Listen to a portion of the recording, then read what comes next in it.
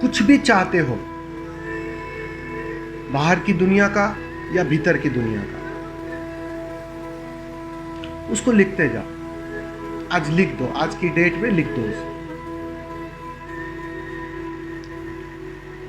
फिर तुम ध्यान करो, ध्यान की गहराइयों में जाओ। फिर कुछ समय के बाद फिर से उसे लिखो कि आप क्या क्या मांग है, चाहे बाहर की हो चाहे भीतर की हो।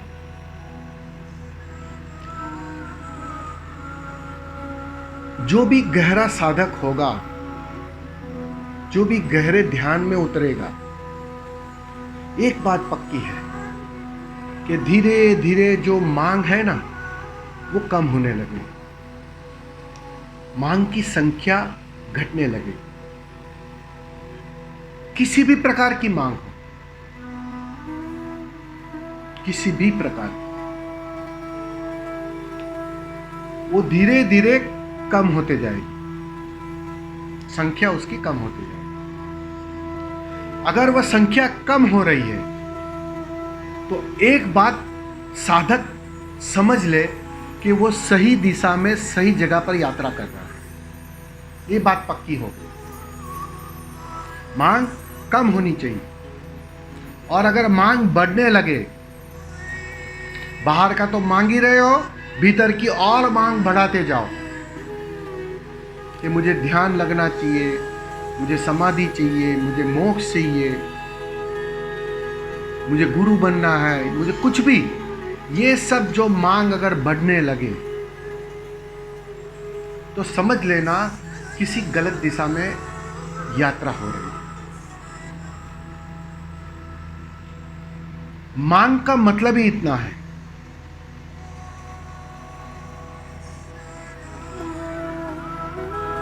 मेरे पास नहीं है उसकी घोषणा, मैं रिक्त हूं, मैं भिखमंगा हूं, उसकी घोषणा। और आपको एक मजे की बात बता देता हूं, राज की बात। जो भी इस भिखमंगेपन की घोषणा करता है किसी भी प्रकार से, वह कभी उसे उपलब्ध नहीं हो सकता। ये राज है उसका। इसलिए समाधि घट नहीं रही है, समाधान हो नहीं रहा है, तो एक बात पक्की तुम समझ लेना कि भीतर कहीं ना कहीं कुछ ना कुछ मांग जारी है। मांगते ही रहे हो तुम। जरा गौर करना, थोड़ा चिंतन करना, अपने पर चिंतन करना कि ये मांग जारी है। वस्तुएं बदलती है, मांगने वाली चीजें बदलती है, लेकिन वो जो मांग है, जो भिखारीपन है, वो जाता नहीं है। और जब तक मांग नहीं जाती है, जिस दिन तुम्हारी डायरी में लिखने को कुछ ना बचे कि आज मुझे कुछ नहीं चाहिए, ना बाहर का ना भीतर का, कुछ भी नहीं चाहिए, जिस दिन किताब उठाओ, डायरी उठाओ, पेन हाथ में लो और लिखने को कुछ बचे ना, कि कुछ नहीं चाहिए, फिर से पेन रख लो और किताब रख लो। उस दिन समझ लेना तुम सम्राट हो गए। तुमने अपने सम्राट होने की घोषणा कर दी। भिखारीपन गया। और आपको एक मजे की बात बताता हूं, यहां संसार का कुछ नियम अलग है और उस परम लोक का कुछ नियम अलग है। यहां मांगने वाले को कभी नहीं मिलता, और जो घोषणा करता है कि मुझे कुछ नहीं चाहिए, वो जाने अनजाने उसे पा लेता है। बस इतनी सी बात। ये थोड़ी कॉन्ट्रिडिक्टरी लग रही है बात, कि स्वामी जी कुछ उल्टी सीधी बातें कर रहे हैं। लगेगा ऐसा, मैं समझ रहा हूं, आपकी दुविधा भी समझ रहा हूं कि मांग मांग कर यहां तक पहुंचे स्वामी जी। संसार से थके, अध्यात्म में मांग शुरू की। पहले ध्यान घटाना चाहा, फिर अनुभव घटाने चाहे, अनुभव की मांग शुरू हो गई। अनुभव जब ज्यादा घटने लगे तो और लोभ शुरू होता है कि और ज्यादा हो, और ज्यादा हो, और मांग खड़ी होती है। फिर कभी कभी सतोरी लग जाती है तो और गहरी मांग शुरू हो जाती है, क्या समाधि घट जाए। और बस साधक गौर करेगा कि वहां आके वो गाड़ी अटक जाती है, आगे की यात्रा नहीं होती, अटकायत हो जाती है, ये मांग के कारण। समाधि एक घोषणा है, एक समाधान है, एक तृप्ति है।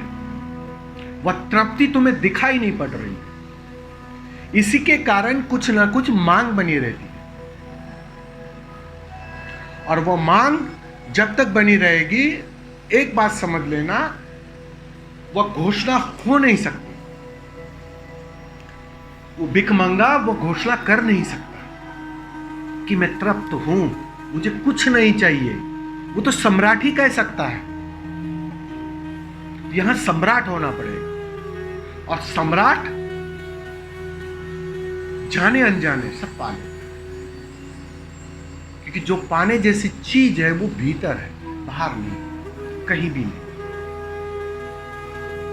तो एक दिन यह डायरी रिक्त रह जाएगी। इसलिए गौर करना कि आज अगर आपको 25 चीजें चाहिए तो ध्यान के साथ साथ जैसे जैसे ध्यान गहरा होगा, अनुभव गहरा होगा, अहंकार टूटेगा।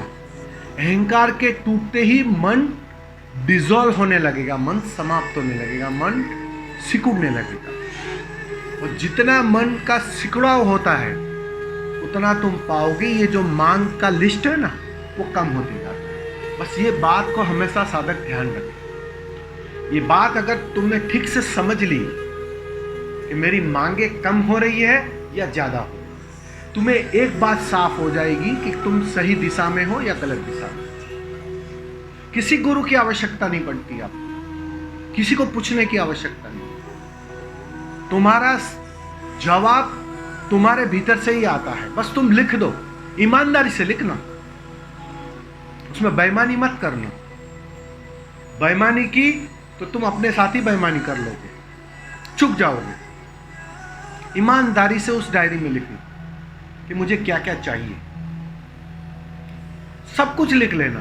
सेक्स की मांग है तो से लिख देना सेक्स की मांग है। स्त्रियों की मांग है तो लिख देना स्त्रियों की मांग। धन की मांग है तो लिख देना धन की मांग है। समाधि की मांग है तो लिख लेना समाधि की मांग। ये प्रयोग करके देखो आप, बहुत कीमती प्रयोग है। मैंने अपने साधना काल में बहुत मुझे ये चीज बहुत काम आई थी। बस तुम्हें लिखना है सिर्फ। 15 दिन, महीना हो गया, ध्यान किया ठीक से, लिखने को बैठ जाओ आधा घंटा, और एक गहरे चिंतन कर कर क्या क्या चाहिए, क्या क्या मांग है, उसे लिख दो। बस ये करके देखो, फिर देखो बात ही कुछ और हो जाए। ठीक है?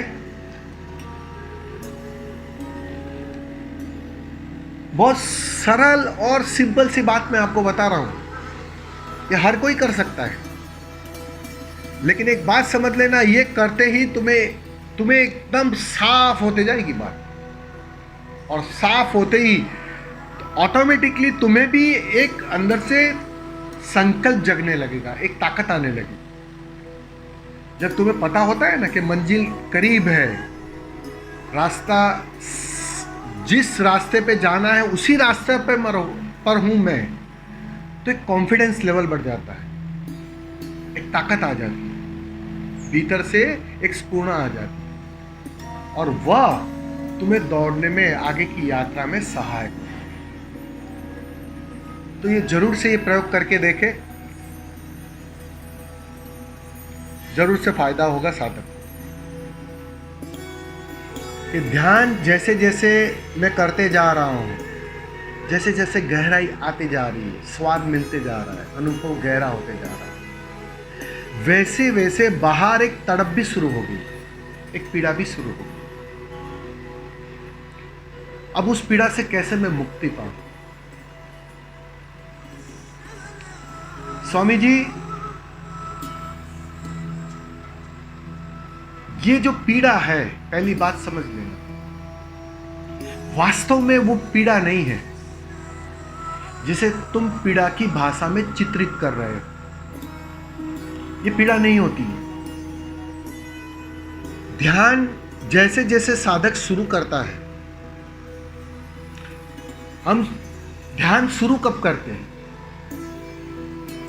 लोगों को ध्यान के लिए जब हम कहते हैं कि भैया ध्यान करो, तो उस आशा से आता है कि यहाँ शांति मिलेगी, आनंद मिलेगा, मस्ती मिलेगी। बुद्ध पुरुष की मस्ती हम देखते हैं और बुद्ध पुरुष कहते हैं ध्यान करो, आनंद ही आनंद है। और जब साधक ध्यान शुरू करता है तो ये सब कुछ दिखता नहीं है, शांति आनंद का तो पता ही नहीं चलता है। शुरू की बात कर रहा हूं। क्या होता है कि जैसे जैसे वह गहराई को उपलब्ध होने लगता है, तो वो जो गहराई, जिस शब्द को तुम दोहरा रहे हो, वह गहराई अचेतन की गहराई होती है। अब जितना तुम अचेतन में प्रवेश करते हो, उतना अचेतन में बहुत कुछ भरा है कचरा, बहुत कुछ दबा है अचेतन के अंदर, जन्मों जन्मों का दबा है। पहले बार तो तुम्हें उससे सामना करना पड़ता। वो अच्छे अनुभव, मीठे अनुभव, बुरे अनुभव, खट्टे अनुभव, बहुत सारे अनुभव होंगे जो गहरे अचेतन में दबे हैं। तो जैसे ही तुम भीतर प्रवेश करते हो, तो पहले तो उनसे सामना करना पड़ता। ये शुभ लक्षण है, अर्थात तुम सही दिशा में, सही मार्ग पर हो, कि भीतर जा रहे हो। और ये सब सामना बहुत जरूरी है साधक के लिए। जब तक तुम इससे ठीक से रूबरू ना होंगे, इस पीड़ा से गुजरोगे नहीं, इस आग से गुजरोगे नहीं, तुम वास्तव में जिस ध्यान की बात कर रहे हैं, वह ध्यान के लिए तैयारी नहीं होती। वह ध्यान के लिए हम तैयार नहीं, वो तैयारी चाहिए। तो स्वामी जी, पहली बात तो ये जो पीड़ा आ रही है, बिल्कुल ही उसके लिए नेगेटिव ख्याल मत लाना, बुरा ख्याल मत लाना। भरना एक धन्यवाद के भाव से, उस परमात्मा को धन्यवाद देना कि तू मुझे पहली बात तो सही दिशा में ले जा रहा है, और ये तुम्हें मांझने लगता है, तुम्हें मांझता है, तैयार करता है। क्योंकि ध्यान की जो आखिरी ऊंचाई है, आखिरी समाधि का जो पल है, वहां पूरी तरह मृत्यु को अनुभव करना है, अपने को खोना है। सबसे बड़ी अहंकार को पूरी तरह विसर्जित करना है। तो उस पल के लिए तुम तैयार कैसे होंगे? उस घड़ी के लिए तुम्हें तैयार करेगा कौन? ये ध्यान की विधियां। तो ये ध्यान की विधियों के माध्यम से अंदर कुछ ट्रांसफॉर्मेशन, बदलाहट शुरू होती, और वही बदलाहट बाहर की रेफरेंस में, अब तक जो जी रहे थे उस रेफरेंस में पीड़ा सिद्ध लगती है, पीड़ा के जैसी लगती है, वो रेफरेंस में लग रही है। स्वामी जी, ये मेरे शब्द लिख कर ले लो। इस पीड़ा के लिए तुम एक दिन नाचोगे, परमात्मा को धन्यवाद दोगे, ऐसा भी दिन आएगा। अभी उसकी बात समझ में नहीं आएगी वो बात। अभी तो पीड़ा दिखाई पड़ रही है। क्यों दिखाई पड़ रही है? क्योंकि हम सिर्फ मन में जिए हैं, मन में ही जी रहे थे, उसके कारण उसके रेफरेंस में ये पीड़ाएं दिखाई पड़ रही है। क्योंकि मन मिट रहा है, हर पल मिट रहा है। तो स्वामी जी इतना ही कहूंगा संक्षेप में कि इस पीड़ा को मजे से झेलो, आनंद से स्वीकार करो। जितना आप स्वीकार करोगे, मजे की बात है, पीड़ा का जो दुख है, पीड़ा की जो परेशानी है, वो धीरे धीरे कम होने लगे। अगर स्वीकार नहीं करोगे, उसका विरोध करोगे, सवाल खड़ा करोगे, तो डेफिनेटली सापेक्षता में वो पीड़ा बढ़ जाएगी। स्वीकार करो, जितना स्वीकार भाव आएगा, तुम देखना पहले बात तो पीड़ा कम होने लगे, तुम उसमें एडजस्ट होने लगोगे, उस तापमान में एडजस्ट होने लगोगे। और ये जो एडजस्टमेंट एक दिन इतना गहरा हो जाता है, इतना हो जाता है कि वो 99 डिग्री 100 डिग्री तक तैयारी हो जाती। वही तो सिखाता है ना, थोड़ा थोड़ा तापमान बढ़ते जाता है और तुम राजी होते जाते। पीड़ा आई, तुम राजी होते जाते। एक समय ऐसा आएगा कि अब पूरी तरह खोने का समय आ जाएगा, तब तुम्हारी तैयारी पूरी रहेगी। तुम रोकोगे नहीं अपने, तुम राजी रहोगे। ठीक है, जब 99 डिग्री तक उबल चुके हैं, तो अब 100वीं डिग्री में क्या फर्क पड़ता है, वो तैयारी रहेगी। वो इसी 1, 2, 3, 4 डिग्री से शुरू होता है। तो ये जो शुरुआत की जो पीड़ा है ना, वो वास्तव में बाहर के रेफरेंस की पीड़ा है, वो चली जाएगी। तुम स्वीकार करते जाओ, वो चली जाएगी। और कहते हैं ना, वो बस फिर मंजिल दूर नहीं है। इतना ही कहूंगा स्वामी।